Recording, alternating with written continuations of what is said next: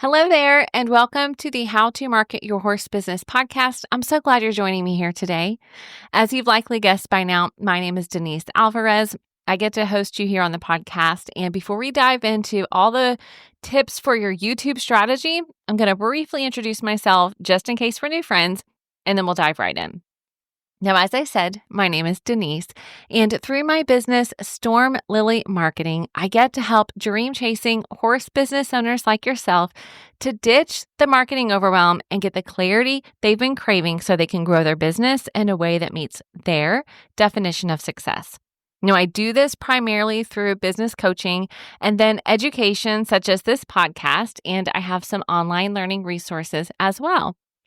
All that I do, friends, is because I want to help you as an equestrian entrepreneur be out in the barn or the arena or behind the camera lens or behind the computer, wherever it is you're serving the equine industry. I want to help you do more of that. And so here on the podcast especially, you'll get a mix of step-by-step strategies, essential how-tos, and entrepreneurial mindset shifts that will help you not only see what's possible for your business, but I'm also here to guide you through that process so you can make it happen. Now, as I said, today we are talking about YouTube, and I have invited Ryan Rose with Ryan Rose Horsemanship onto the podcast to share his story and his experience and some really practical tips for the equestrian entrepreneur who is wanting to venture into YouTube. Now, I had the pleasure of meeting Ryan in person at Equine Fair last November, the time of this recording. This is February 2024. So last November, we met in Massachusetts at Equine Fair, and I told him how much I appreciate the way that he educates online, the way that he is marketing himself, and the way that he serves his audience so well. I'd been following him for a bit, and so I was so grateful to get to let him know that I just appreciate what he's doing to serve the industry.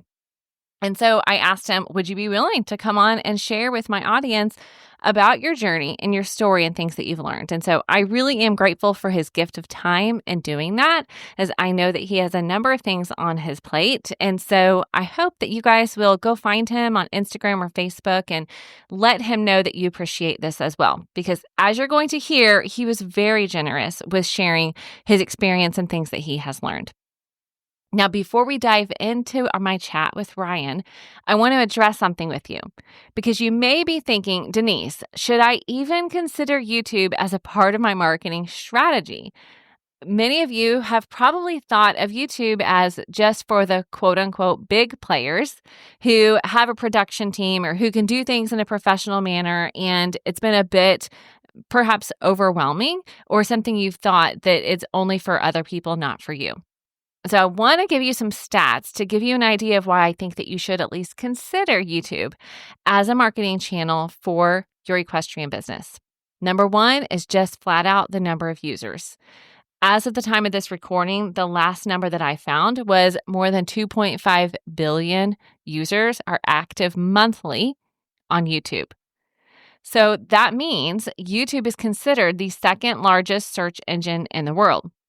Now, what's interesting about that is YouTube is unique in that it is considered a search engine, and it also in some circles is considered a social media platform because it has some of similar elements, not all the same, but some similar elements. So it's an interesting mix of the two. Now, in addition, when you think about audience and what it's available to, YouTube is available in over 100 countries right now, and it supports more than 80 languages. So that's a lot of people you can reach with your methods, with your philosophy, or with your products and your services. Now, on top of that, I have two more stats I want to share with you because I'm not here to give you a bunch of stats, but I want to give you an idea of why this is such an opportunity for you in your horse business. Because when you think about what people are watching on YouTube, yes, they have YouTube Shorts, which are those super short clips, but still, right now, the average YouTube viewing session is about 40 minutes. What that means is, on average, users are spending 40 minutes sitting and watching something on YouTube. Now, that means, again, you have opportunity for more longer length format, full length format on YouTube versus what you might do on other platforms. Now, in addition, YouTube has a really great algorithm, which means if they're already watching videos from horse trainers and you're a horse trainer and you start creating content, potentially YouTube will say, hey, you might enjoy this. So that idea of the algorithm can be really helpful to you as well.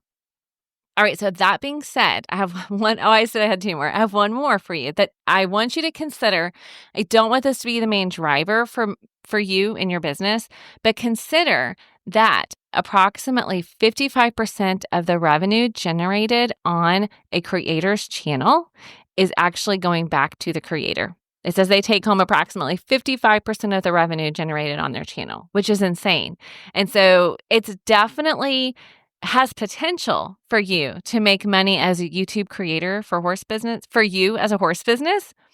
But you'll actually hear Ryan talk in the episode how that also was not his intention, as he just there, you'll hear his story and how he ended up on YouTube. But when he had content that was performing well, then that's when he said, oh, I can really take advantage of this and actually make revenue while still serving people online.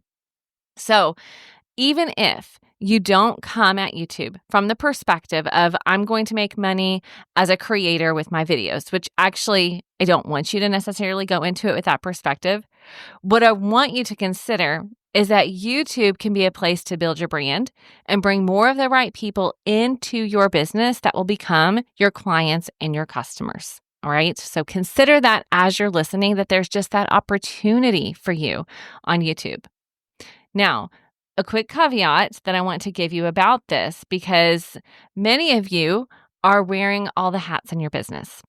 And you're the entrepreneur who has started the business. And so you are also the bookkeeper. You're also the marketing person. You're also shipping and handling, right? You're doing many things.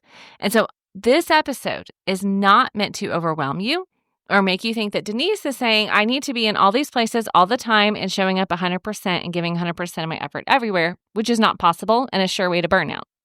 And so I'm not actually telling you or advising you to do that. What I want you to do is find out where your people are and where your interests and skills intersect that and focus your efforts on that. And if that is YouTube, and if you have the space or you can create the space to focus on a YouTube strategy, then do that. I want you to remember this quote. I've shared it before. If you dilute the focus, you dilute the results. It's from Rory Vaden, and it is a brilliant reminder that if you want to see results, you're going to have to concentrate your efforts. And so, of course, I'm not telling you to concentrate your efforts on everything all the time, okay? Now, again, you're going to hear this come through my conversation with Ryan, because a large majority of his time, energy, and resource right now is spent on YouTube. Now, he's not trying to be everywhere all the time and expect big results from every platform. Does he have a presence on other platforms? Yes.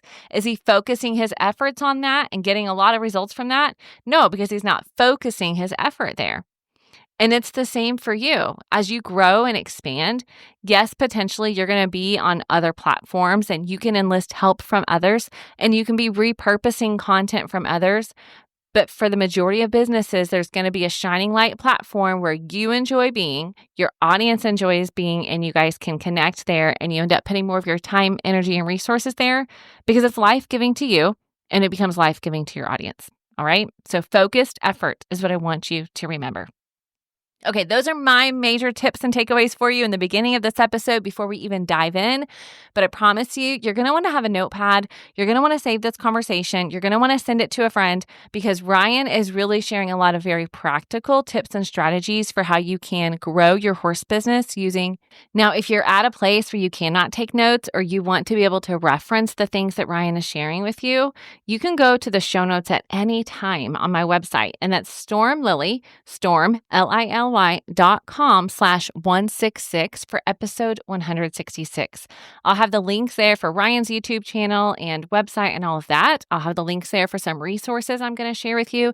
And I will have highlights from this conversation. So if you're listening as you drive, you're listening as you're mucking out stalls, you're listening as you do whatever you like to multitask and do, know that you can go to the show notes at any time and get the information that you will hear discussed in this episode. All right, let's dive right in. All right, Ryan, thank you so much for joining me here today. I really appreciate your gift of time. Thank you for having me. Yeah, you bet. Well, we were talking a bit before about why I'm so pumped for this conversation because I honestly have had clients that have said, "Oh, I saw that Ryan Rose was doing this." And so people are looking to you in a lot of ways as an example of how to market, especially on YouTube for the horse businesses. So I want to talk about that. But before we do, I want people to understand that just like everything else, there's a story to how you got to this place, and you have a deep background. And so I realize that this first question could be an entire episode on its own, but I want to share a bit about your story, your background, and how you got to this point. So take us back. Were you always a horse person? Did you grow up with horses? What has that journey looked like for you? Yeah, so I was a horse crazy kid. I was just talking to my wife about this. Like every time I'd see a horse on the side of the road, or every birthday, my birthday present was to like go for an hour long trail ride on some trail horses somewhere, and I was just obsessed with it.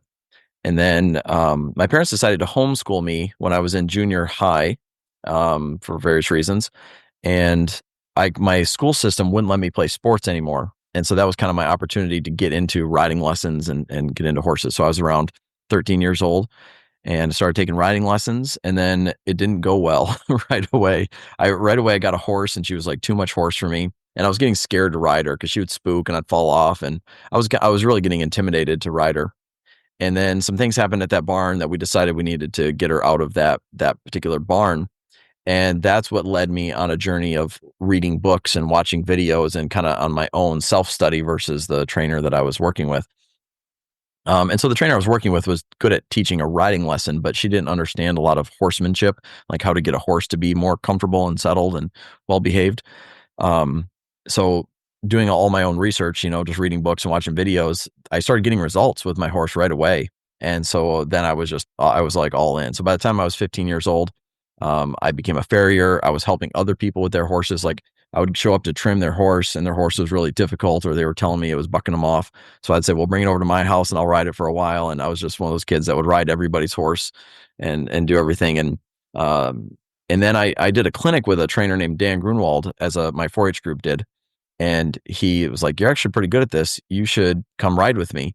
And so he invited me to come spend, I think it was like a few weeks or 6 weeks or something. I rode with him over a summer. And at the end of that, he looked me in the eye and he said, "Someday you're gonna pass me up on this. You should really pursue this as a career." And I was like, "Oh wow, that sounds better than getting a real job." So he put that into my mind when I was like 15 or 16 years old, and then that just led me to be really being obsessed with it. And I mean, shoot, when I was 16 and 17 years old, I was teaching some clinics for 4-H groups and just helping people in my area. I was from the UP of Michigan, and there wasn't a ton of resources up there for as far as trainers and other people to go study with. And so I ended up kind of becoming the guy that everybody would look for help to. So yeah, that's how I got going. That's super impressive. Like, obviously, you had a gift from early on, but also, obviously, you were a learner, right? So it was like that interesting mix, I think, when it comes to horse trainers, that there's that gift there, but then there's also like you had to choose to do the studying. You had to choose to apply what you were learning to then, finesse that as you go. So early on, you were like, okay, this is the career path that I'm going to do. I'm going to train horses. You were like, this is the way I'm going. Yeah. Yeah, I thought, the be all end all would be just being a horse trainer and get to ride horses for a living instead of, like I said, getting a real job or going to college and doing all that. I was kind of signed up for college. My dad was a Michigan State trooper. And so he always wanted me to get a government job. He said that's where you get a lot of, consistency and dependability, get retirement and that sort of thing. So I was kind of on course to do something like that. And I just got too busy training horses and didn't have time for that. And now I know I either read this online or I've heard you talk about it. You eventually ended up going to train with Pirelli, for Pirelli. How did that all come into play? Yeah, so I trained horses on my own for several years, and I had Okay. a really good business going. I was riding 10 to 12 horses a month. I was at a really great barn, and everything was going really well. But I was quickly realizing that the owners of the horses, like I could get the horse to ride around, and, like most of the people were sending them to me for a month or 2 months at a time. It wasn't like a 6 months or a year or anything like that. I was starting colts and working with challenging horses, that kind of thing. Um, and I realized I was needing to spend a lot of time with the owners showing them how to do it. And then I kind of realized I actually really enjoyed helping them. And I just saw how important it was to have both. Like the horse needed to get started by me, but then they needed a lot of support following up. And then I just kind of realized how much I enjoyed working with the people. And so in the background, I kind of was aware of Pirelli, and it kind of came to a head. I was at an expo, so I was presenting. I was a clinician at the Midwest Horse Fair, and Pirelli was the booth across from me. And so I just ended up visiting with them a lot. And one of the guys that was there on behalf of Pirelli, he was one of their instructors. He led me to believe that you could really make a ton of money being a Pirelli instructor, which wasn't totally the case. But that got me really excited about. I couldn't see how I could go from being a trainer and making a living doing that to teaching lessons and clinics. I couldn't see. I didn't understand business, and I couldn't see how I could bridge that. So for me, I thought if I could get in with Pirelli, that would teach me the pathway to how to become a clinician versus a horse trainer. And so, yeah, so I pursued that, and I actually went and took a course there. And then Pat said, "I'll make you an offer you can't refuse if you start tomorrow." So basically, he gave me housing and food, and I worked for him for free for a few years.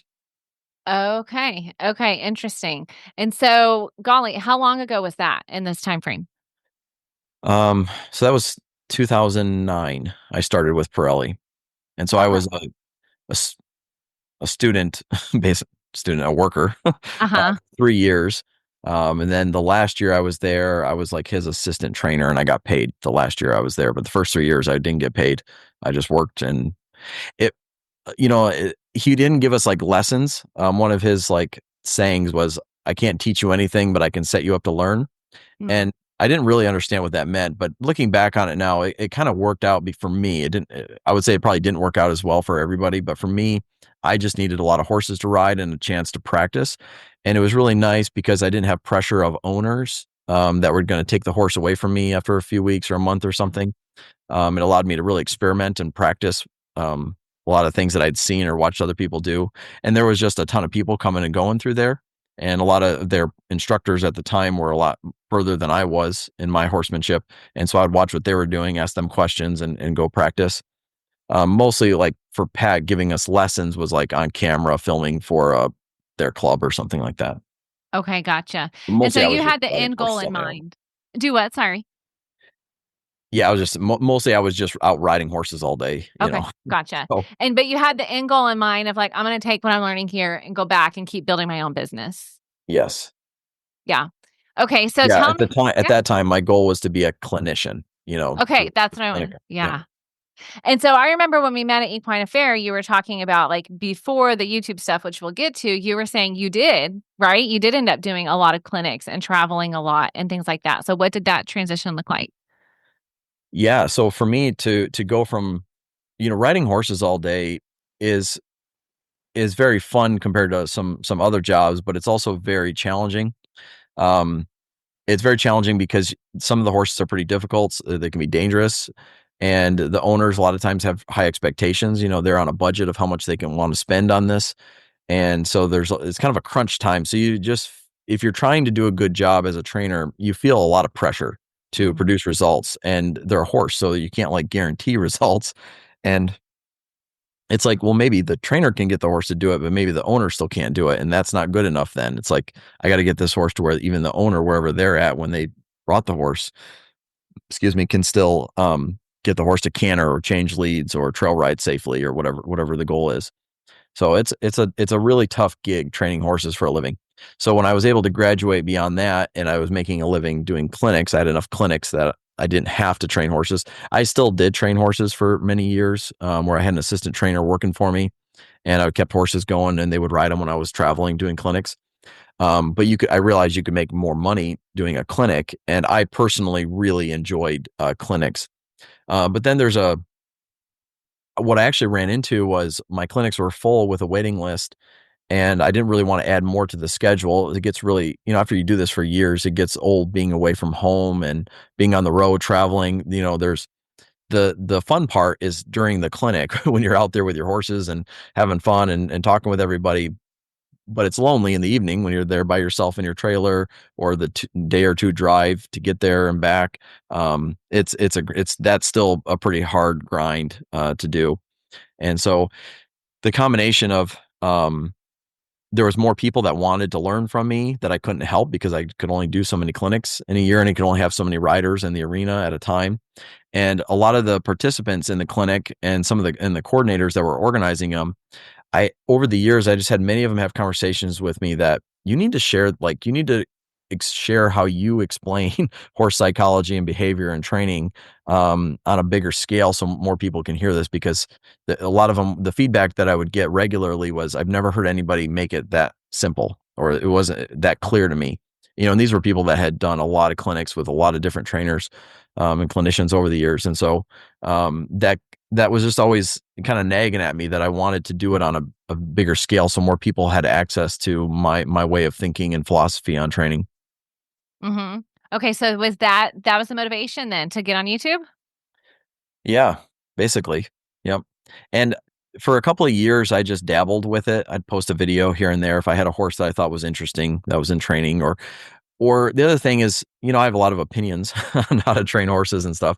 So YouTube gave me a platform to just share my opinions on things, and people could do with it what they wanted.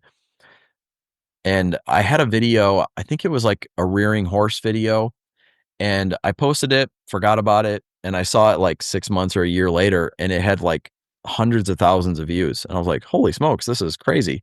I never would have guessed that, because once I posted it, I completely forgot about it. And I come back and it had that many views, and I was like, wow, I should maybe do this more. Um, and so, yeah, that just led me to, and then once I started a Patreon page, where I had members, then I had to post a video regularly. And that's what really got me committed to posting regularly on YouTube. Um, and that's when I started seeing success with it. Was the consistency. Consistency. Yeah. Yeah, I believe that 100%. So you didn't set out then, like necessarily, you weren't saying like, I'm done with clinics, I'm going to start an online membership and this is what I'm going to do. It kind of sounds like it kind of happened. Yeah. Yeah. It kind of just grew into that. Okay. And then you said, I remember you told me it took a few years before even the consistency, right? You said like 2 or 3 years before you really saw the dramatic shift in terms of your business. Yeah. So it was probably like 2 years of just doing it casually, as like a hobby, posting videos here and there. Then I started seeing results. Then it was probably another 3 years before YouTube and Patreon like paid my bills. Uh, so what that means in practicality is you're working full time. Training for me, it was training horses and doing clinics. I was doing both of them at the same time. So I was really busy. I was really working hard. If you're training, because I would do a clinic on the weekend and I would train horses all week. So I really didn't have days off. Like it was just full on, and I was really getting kind of burnt out on it. Um, but right at the tail end of that 3 year mark, I had a guy intern with me named Tyler, and he had some video editing skills. Because before that, I was editing videos on my phone. Just I didn't know what I was doing. I was making it up on like a $3 app on my phone, and I was doing it at like 10, 11 o'clock at night. I mean, just it was literally working all day long. And I know everybody says that, but it was real exactly what was happening. You know. And so when Tyler interned with me, he didn't have any horsemanship skills when he started, but he could edit videos. And so when he took that off my plate of him being able to edit the videos and produce them better than I was, that's when I really started to see more growth, because I was able to post more content and the quality of it was better. Okay, interesting. And so when you were doing that, like where did the idea come from to do a membership? Um, I have a friend named Jake Beerbaum who runs Pear Tree Ranch, and he's a horse trainer. And he had told me about Patreon and just said he was a member for like a Jeep club or something like that. And so he was familiar with the platform, that it kind of coincided with YouTube as a way to take your people that follow you on YouTube that wanted to follow you more, wanted more content from you, then they could go to Patreon and have more content or better or longer, or whatever it is, Mhm. behind the scenes kind of stuff. Okay, interesting. Because I hear often, and what I love for listeners to hear from this story too is that number one, there was demand already, right? It wasn't like oftentimes I see horse business owners that will create the thing that they think people should be asking for versus the thing that people are asking for. And so if you create the product or the service that people are asking you for, you're it's going to be easier to market it. You're going to see success a little quicker at least. So I want people to hear that there was demand, that you did take the time to nurture the audience, and then you gave them the opportunity to go deeper. And I referenced before, like when people see you now, what you're doing, you're very intentional about pointing people to your Patreon and making the most of your free content, which is good, valuable free content, right? It's not just like little bitty snippets. I've seen some people do little snippets and then it's like, to watch the full video, go to my membership. That you're actually providing really good value, which is building a lot of trust. And then they're more likely to pay for that membership. What made you decide? And I'm throwing this question at you that I didn't tell you I was going to ask, and I told you I might do that. But what made you decide to do that? Like, tell me a little bit about your strategy behind doing full length videos and then taking people even deeper on a paid platform versus just like a little clip and then saying pay to watch. Yeah, that's a good question. I had a lot of people tell me, well, you can't give away your program free on YouTube and still be successful like that. You can't do that. Like they refuse to post any of their actual training techniques on YouTube because they don't want to give it away for free. But where I found success on YouTube and what I enjoy the most is I love the moment. For me, it's when a horses or owners having a challenging problem with their horse, and it's a behavior that's gotten created over time and it's becoming dangerous. So it gets where it's really important. Like the more important it is to solve this, the more interested I am. So a lot of times that ends up being the more dangerous it is. But that's what I personally enjoy the most. If it's just a basic lesson or a basic skill, that's not that life or death situation, I'm not as excited about it. I'm happy to help them, but I just get excited when there's a lot on the line for the owner, for the horse or whatever, to figure out if I can solve it, because it's a puzzle. Like you figure out what's the owner doing, what's the horse doing, and how to solve that. And so that is not something that most people should do or could do. You'd have to be a pretty good professional to be able to handle those situations. So to me, those videos are more of like edutainment. They're educational, but they're entertaining because it's a difficult, dangerous situation that's going on. Where on Patreon, I break my program down into really simple kind of bite-sized pieces. And there's like collections where there's sequences of like groundwork, riding, and just all the step-by-step how to go through my program. So Patreon ends up being a lot more detailed, so it's less entertainment, it's more educational. And on YouTube is where I post the more entertaining videos that are more of a difficult horse that really requires my skills and experience to do it. It's not like I'm recommending everybody goes home and tries what I'm doing on there. So that for me, that allowed me to have an easy segue between the two. Yeah, because you're very clear on it. It sounds like even going into it, you probably have a filter in your mind of going, this is going to be one I put on YouTube or not. Yeah. Accurate. Yeah. Yep. Yeah, which it Exactly. helps to have that clear filter. So before I start asking you some of the practical questions, I am curious for you, what made you decide, like, or maybe there wasn't a deciding factor. People were asking for more, so you just put it on YouTube. But why did you decide to put your energy and effort into YouTube versus Instagram, Facebook, whatever other social media engagement type platform there's out there?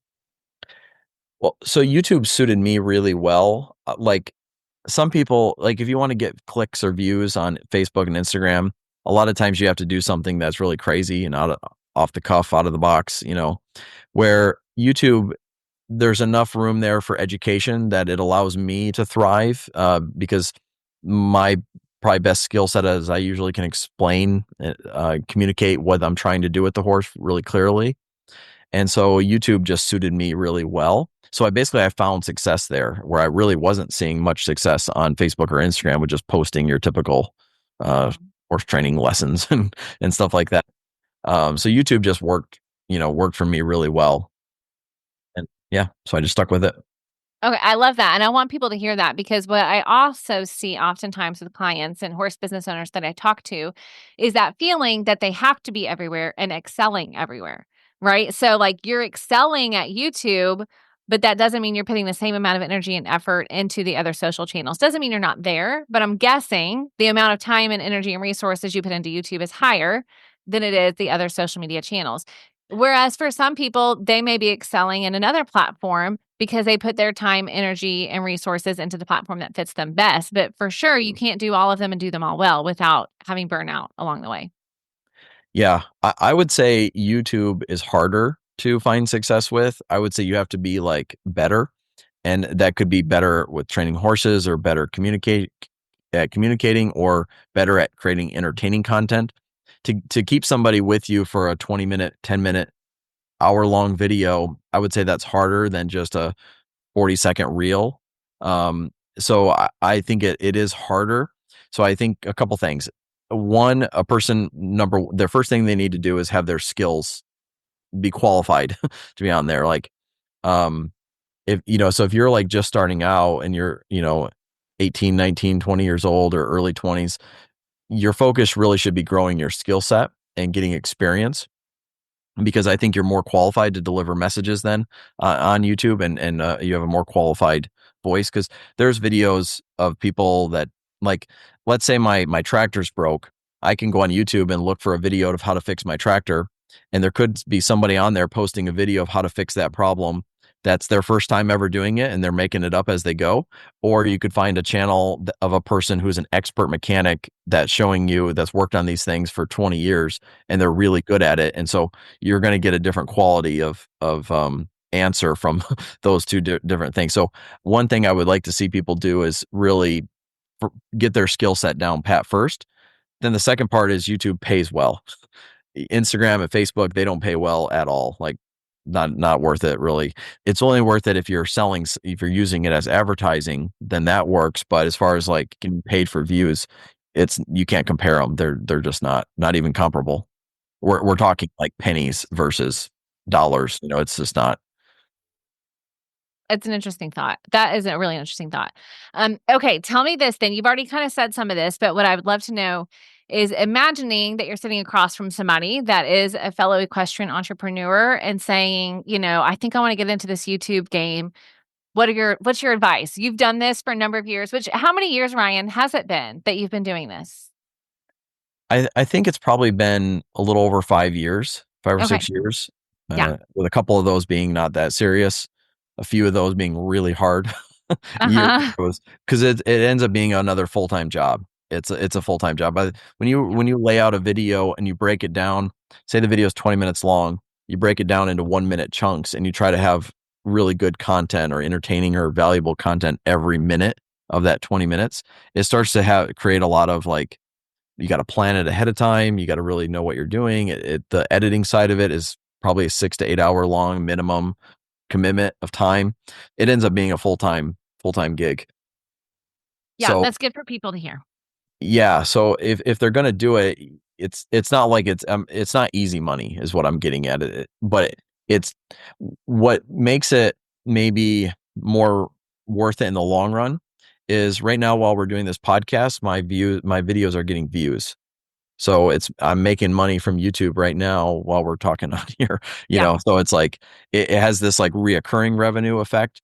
You still have to kind of keep feeding it. Like, the algorithm kind of starts dying down if you don't post consistently. But there's a lot of, like, it keeps going. It gets some momentum and like a snowball rolling down a hill. I mean, at this point I have hundreds of videos on there, and Yeah. people are watching them right now as we speak. Yeah, and even videos from years ago. That's the beauty of it, is it continues, to Yeah. compound. Okay, so tell me. Oh, go ahead. But yeah, just to reinforce it, it's a lot of work. I would say you have to have a bit of a plan and be committed to it. If you're just starting a channel, you have no channel yet, first get a clear picture of what you would like the direction of the channel to go in, and then get 10 videos done and up there, but not public yet. Make them unlisted so that you can release 10 of them that way. And then once you start, I would be committed to posting a minimum of one video a week. And some will be better than others. Some days you won't feel like it. Sometimes life gets in the way and it's busy, but you gotta work through that and keep it going. Yeah, that consistency, like you just talked about, is so key. Well, you just did what I was going to ask you. Like, give me some of the practical things that, if I'm that horse business owner that's saying, hey, I want to give it a go at YouTube, what are the advice that you give me? And I'm going to guess that you've done this with some of your friends already, because that is one kudos I wanted to give you. I told you I watch a lot of your videos, and I've noticed that you cheer on other trainers that are creating their own channels and encourage people to go to that. So I want to talk to you about that too, because there's there's an generosity factor there. So we'll talk about that. But I'm guessing that with Jake and with Nate and some of the others that you've sat down and given them some of your advice. So tell me what some of those insights have been. Well, kind of a basic thing that maybe some people don't know is you have to have 1,000 subscribers and 4,000 watch hours within a 30-day period of time in order to be monetized. And buyers pay, it's somewhere between, like, I think educational videos actually pay a little better, but the average is like between $12 and $24 per 1,000 views that you get. And so if your channel's doing, 500,000 views, you're probably going to make, a few, $3,000-$4,000 from that. If And your is channel that a million monthly? When you used to give those numbers, that's a monthly view? monthly. Okay. Yep. So your first goal is to get to that 1,000 subscribers and 4,000 watch hours. Um, and from there, it's about being consistent and just trying to always make better content. Figuring out ways to be interesting and make your content better, whether it's better videoing, better audio, better editing. There's a million variables. I also think the horse industry as a whole is behind the times on YouTube. There's a lot of other industries. If you look at like different foods, like diet food or making food or fitness or anything automotive repairs, that kind of thing. There's a lot of massive channels, or even just the entertainment channels on YouTube. And the horse industry, I think, is just late to YouTube. So like, if you started today, you're still, I think, fairly early. You're not behind. I don't think you're maybe still early, actually. Like, I would like to see more, because I think the more qualified trainers and clinicians that get on YouTube, the more eyeballs it's going to bring, the more horse owners are going to be going to YouTube as a resource. And I think that's starting to happen, but I think there's a lot of room for it to continue to happen.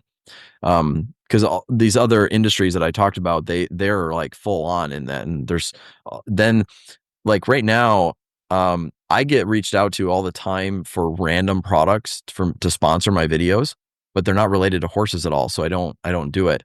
But like, I think most of the equine industry products and businesses, they don't even know that they could get a better return on their investment by marketing, sponsoring videos from me or from somebody else.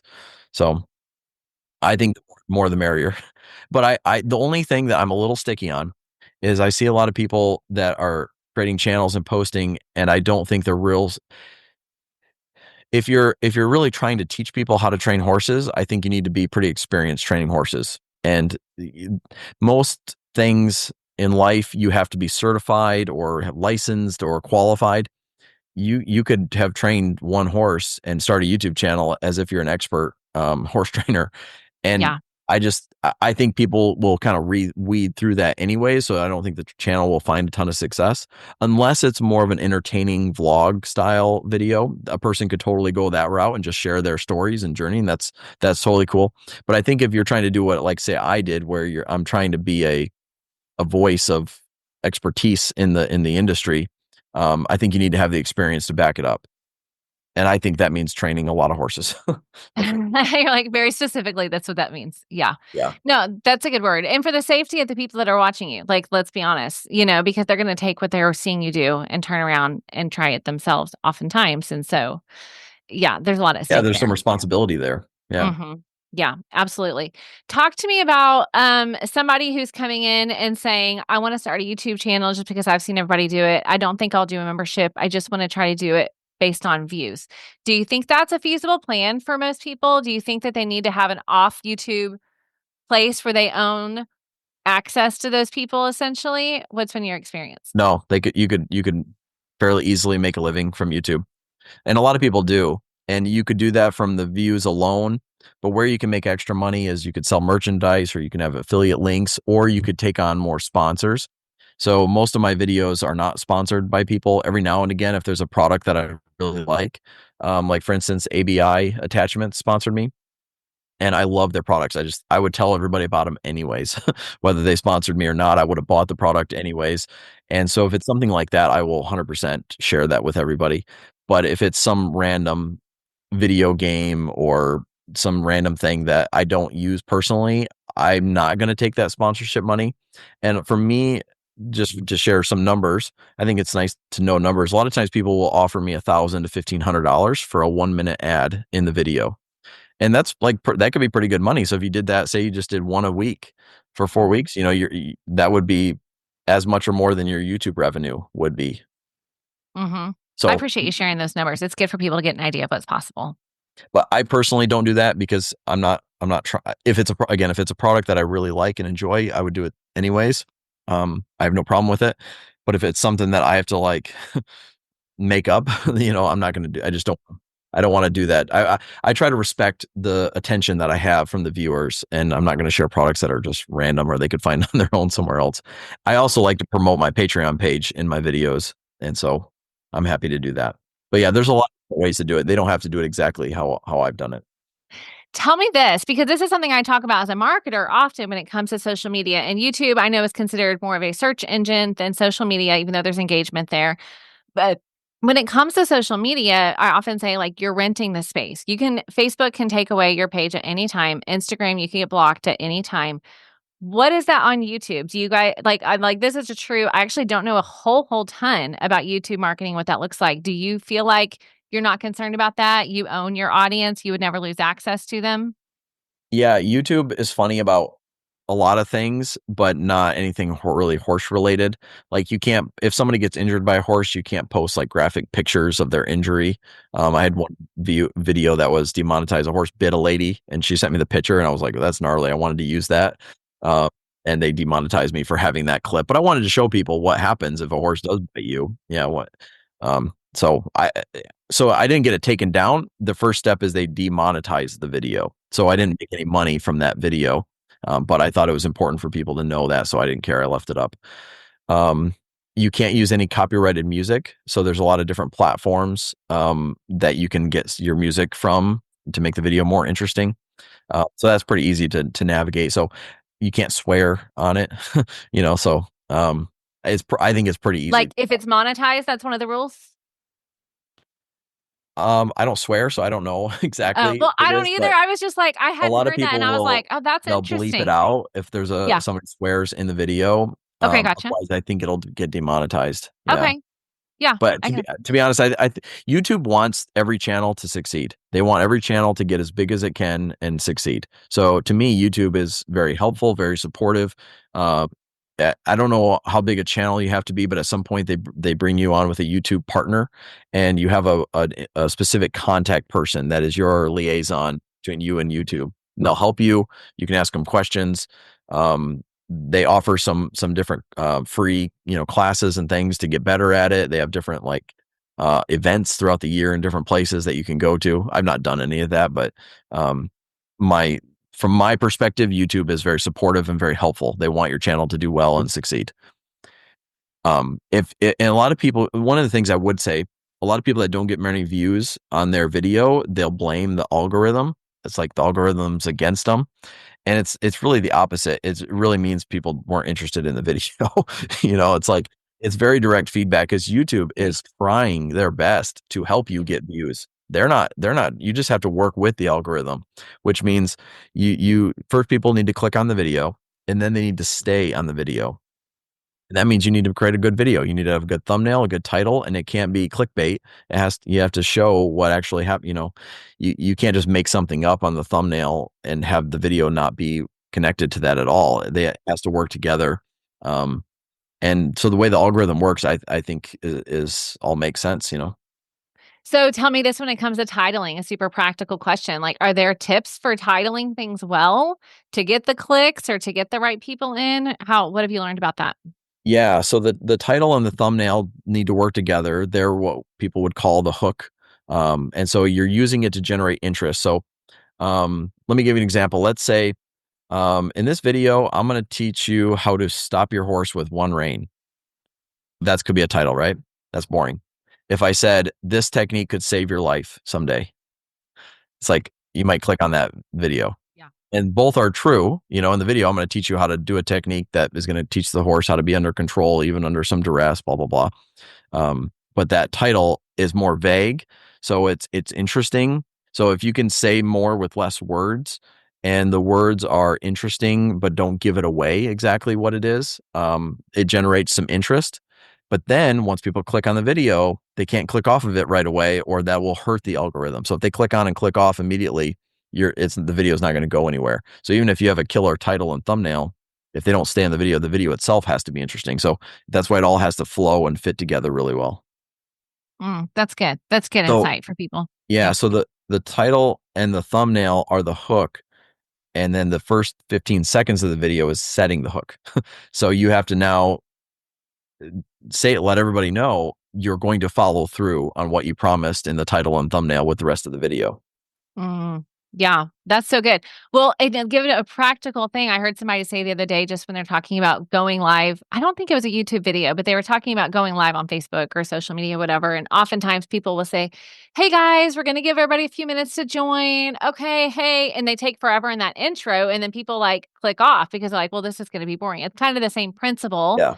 with that, right? Where you're not like when I've watched your videos, the intro is not every time Ryan saying, "Hi, I'm Ryan Rose with Ryan Rose Horsemanship, and this is what I do, and I'm glad you're here. And then let's get into what today's we're gonna do." Right? You're just like Yeah, you don't have directly to the time. meat. Yeah. You have a few seconds to jump into it. Hmm. And that's where for me, I like to post or do like a sizzle video of like highlights that they're going to see throughout the video put together and with some music and then get into the video. Or I like to just jump on there. If I feel like I need to explain a little bit about what they're about to see, then I'll, you know, and in this video, you guys are about to see a technique that saved my life riding down a mountain trail one day. Let's get in. So it's not an introduction. It's just a quick setting the hook. It's just saying it's doubling down on the promise of the title and the thumbnail that is what they're about to see in the video. Yeah. Good. Good marketing. Promises. Clear promises. That's how you do it. Okay, Yep. I have one more question for you. You've been so generous. Thank you. One more question, and it's tech. Oftentimes, that's what keeps people from engaging, whether it's creating a podcast, doing videos on YouTube, or even social media. For the person that's just starting out, what is the basic tech that they need to have in hand to get started? I literally do all of it on my iPhone. Like it's that simple. Like I'm not tech savvy at all. Um, I now use Adobe Premiere to edit the videos, and that's kind of the standard. Like most YouTubers are using Adobe Premiere to edit because there's a million options. There's a learning curve to it. It's not like what's that iMovie, where iMovie's like really basic and anybody could kind of figure out how to do it. Adobe is a lot more advanced than that. But if you watch some tutorials on YouTube and you play around with it, you'll get it figured out pretty quick. And then basically, sky's the limit. You can make any kind of edits to a video you need to. So I would recommend Adobe Premiere. Some people use another one editing software called Final Cut Pro, I think. I like Adobe Premiere. That's kind of, like I said, that's kind of the standard that most people use. People will forgive you for having, little snafus in the editing or in the videoing and the video quality. They will not forgive you for poor audio. They will, they will burn the house down if you have bad audio in your video. So that's the number one thing, is have really good audio. And for me, because I'm with horses in difficult conditions and I'm all over the place, I just use a recorder and then I overlay the audio with the video. I think for me that works the best. The ones that are just connected, like there's a receiver on your camera to the microphone that you're wearing. Those for me, I do use those if I'm in short range doing like a short video, but I don't trust them. I've had too many videos where I lost the audio and had to scrap the whole thing, and that's about like devastating, especially if it was a good video. You can come back and do voiceovers and things like that. But you're basically, if you're trying to do a YouTube thing, you're trying to be the talent, the person who knows what they're talking about in the video. You're being the producer and the director and the editor. Like you're wearing a lot of hats. And so there's really a lot of things, a lot of different factors that you got to put together to be successful at it. And I think anybody can learn it and do it. But it is an extra job, and you got to be prepared to go through the grind to get there. It's worth it when you do. There's one more thing I was going to say to that. Oh, and I think the idea of like constantly improving, for me, that's just how I think. Every ride I have on a horse, I think back to how I could have done that ride better. I replay it in my head and I just mull it over, and I'm always looking to improve whatever I'm doing. And so I do that with the videos as well. I'm always just outsourcing, like looking for new ideas and ways to edit. Even now, when I can't watch a movie now the way I used to. When you're watching a movie, I'm looking at the camera angles, I'm looking at the effects, I'm looking at the music they have with it. Like I'm now looking at the movie from a producer or director standpoint, and that's just a different way to look at it. So you end up being obsessed with it, but it's also addicting. So be careful, because once you start seeing the view numbers go up, there's an app called YouTube Studio, and it gives you a lot of analytics. So YouTube is really helpful. Like it's real time. You can refresh it every second. So you know exactly where everything's at. And that gives you a ton of great feedback to tweak things on. Like you can see where you lost your audience in that video and go back to it and go, what part was boring that I need to try to not do, anymore. So yeah, it's just a matter of constantly trying to get better at it. But I would say putting something out there is going to supersede everything else. Like you have to put content out there. And then once you're putting content out there, try to do each one better. Learn from it. Okay, I lied. I had one more question that came up as you were talking. We didn't talk about YouTube Shorts. Do you do shorts? Has that been a driver for you? Do people need to, as they're getting into you, to make sure that that's part of their strategy? Yeah, for sure. YouTube Shorts will help bring eyes to the channel itself. So it's basically a way to market your channel, your main channel, through the shorts. There's an editing website called Opus Clips, and it's really easy. You link your video into Opus Clips, and you can break it down into 30-second, 40-second, whatever clips you want. And so it does it all for you, and it switches them to the vertical format. Uh, and you can post them. It's super easy. And so, I try to do like 5 of those a week, and then one main video. Okay, gotcha. But So those good. don't pay very well. So you're not going to make money off the shorts. Even if they get a ton of views, you're just not really going to make any money to speak of on those. But they will get you more subscribers and more people going to watch the other videos on the main channel. Okay. Okay. Gotcha. Yeah. So good. Okay. Man, thank you for your generosity, which is what I wanted to go back to, because I wanted people to hear your heart behind why you're willing to bring other people on. Like somebody that has a more of a scarcity mindset would be afraid to bring on someone who's starting a YouTube channel that essentially competes with what they're doing. But you didn't have that mindset. Tell me a little bit about your philosophy behind that, and you did share a little bit that it just brings more eyes, but is there more to that, or are you like, nope, I covered it? But I just want people to hear your heart behind that, because I think that really shines. Yeah. I really like collaborating with people, and I like seeing other people succeed with it. So, I enjoy helping my friends and anybody that reaches out to me. Someday, my plan is to create a professionals program, maybe on Patreon, where it's like a paid thing, but I will be helping coach other trainers, clinicians, people in the equine business on how to do better at it. But for right now, I just help people, for free. But I enjoy collaborating. I believe activity breeds activity. So I think if there's more channels that are horse related on YouTube, there's just more people that will go to YouTube to watch those videos. And I think that helps everybody grow. There's not a limitation to it. YouTube is a huge platform. It's also one thing that people should also know. YouTube is the second largest search engine. And so if you're posting content regularly on there, even if they're not getting a ton of views, that's going to help boost traffic to your website, traffic to your Facebook. You're going to get more emails. Like you're just going to have more business coming in all the way around. So there's a lot of overflow like that you'll start seeing traffic from other places. Yeah, that's good. Okay. You guys, if you have not listened to or watched Ryan, here's where you can do that. If you'll do me a favor, of course, they can go to the show notes and get the links. But for those who are pulling out their phone and saying, I want to see what this guy's doing now, tell them how to find you. Yeah, so if you go to YouTube and you search Ryan Rose or Rose Horsemanship, you'll see a lot of my videos on there. Same thing on Facebook, Instagram, all that. And then my Patreon channel, same thing, Ryan Rose. Keep it pretty simple. Make it easy. Yeah. Well, that's the good thing about being an early adopter, too, is you get to go ahead and grab all those handles before any other Ryan Rose jumps out there, huh? Yeah. All right. Well, thank you. I really, truly appreciate it. I know this is going to help a lot of people who have had these kinds of questions and have been looking for somebody that can just give some of the practical handle on things. So I really appreciate your generosity and sharing. Yeah. Thanks for having me on. Okay, I hope that you took good notes. I hope you are saving this because even as I went back and edited this episode or just re-listened to make sure I didn't need to edit is what I should say. I didn't really edit. But as I did that, I just kept thinking, man, this is so good. This is so practical. And so I really appreciate Ryan breaking down some of those specific steps and, the hook and the title and the image and the shorts and the length of things and how many subscribers, just so many practical pieces that I appreciate him bringing to the table.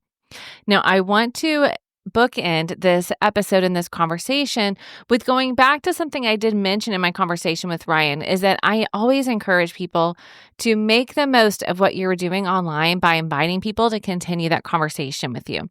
And so when it comes to YouTube, 100% Ryan is getting people to go from YouTube to his Patreon and his membership. And so what I also recommend for equestrian business owners is that you have a very low risk way to get people to take that step. And so to include a free resource, something that doesn't require an investment that you can promote in every video. And so I want to encourage you to consider that. If you have a membership and you're like, nope, I'm going to promote that, go for it. I get it. But if you don't have a membership, or if you're saying, I want to have a really low risk way to get people from YouTube onto my email list so that when I open up the doors, because I know some of you have a closed membership model where the doors only open a certain time, or maybe you have a online offering, or maybe you sell products and you want to be able to let them know when the sale is. Whatever the case may be, to continue that conversation off of YouTube, you're going to want to get them on a list of some kind. And so I recommend that you have a free resource we call a lead magnet that you can promote in your content. Now, it's called a lead magnet because its one job is to attract quality leads to your business by adding them to your email list while you provide a valuable free resource in exchange. So it magnetizes them to you. It attracts them to you. Now, if you're saying, Denise, I don't have that yet, or I don't have anything at all, or I have one that's not working well, I've got you covered. I have 2 free resources that I want to give to you. So number 1, I have a podcast episode that is all about coming up with your valuable email freebie, aka lead magnet. That is episode number 33. So you can go to the show notes and I've got a link there for you, or you can go to stormlily, LILY.com/33 and it'll get you straight there to the show notes, okay? For that episode. If you want to go to today's show notes, it's episode 166. So same thing, stormlily.com/166. So first of all, I have that episode all about proven ideas for your valuable email freebie. And then the second thing I'd like to give you is I have a free guide to help you create your lead magnet, to walk you through the steps of identifying the topic and coming up with the title and what that looks like. It's a roadmap that will help you to create and deliver your lead magnet. And it'll help you to build your email list with qualified leads and jumpstart your email marketing for your horse business. So that free guide, friends, you can get on the show notes, or you can head straight to stormlily, LILY.com/freebie, FREEBIE. So if you go there, you'll get my freebie creation guide for equestrian entrepreneurs. Now, one more super quick note for you on that. As you are promoting your free resource or your membership or whatever it is that you're promoting on YouTube, I want to remind you that people are watching from a variety of places. And so when you are saying to just go to the link in the description, that can work great if they're on their desktop or even if they're on their mobile phone. But if they're watching from their smart TV, which more and more people are doing these days, they're probably not going to the link in your description. So remember to put that link across your video so they can visually see it. Or you can grab a QR code if you use Canva, the design tool, or I think even online, you can just use Google. They'll create a QR code for you. Get a QR code, throw that up in your video and tell them they can scan the QR code. And also that's a way for them to get that free resource, get to your membership, whatever it might be. Okay? All right, so some additional pro tips in addition to everything that Ryan generously shared for you guys today. So again, please go find him and let him know how much you appreciate his gift of time. I sure do appreciate it. And if this episode was helpful to you, I would love to know. Go to the place you listen to the podcast, wherever it is, leave a review, because that will help more horse business owners to find this podcast. And send me a note anytime, Denise@stormlily.com. I get emails from you guys sometimes, and it makes my day when I hear from you. And especially when you tell me, I love the podcast, and here's what I did to take action on what I learned. That's so fun. I love seeing you guys take action. So send me a note, find me on social media, and let's continue to build our businesses this year. And if you're doing it by way of YouTube, this episode is going to give you exactly what you need. Have an amazing day. I'll see you back here soon.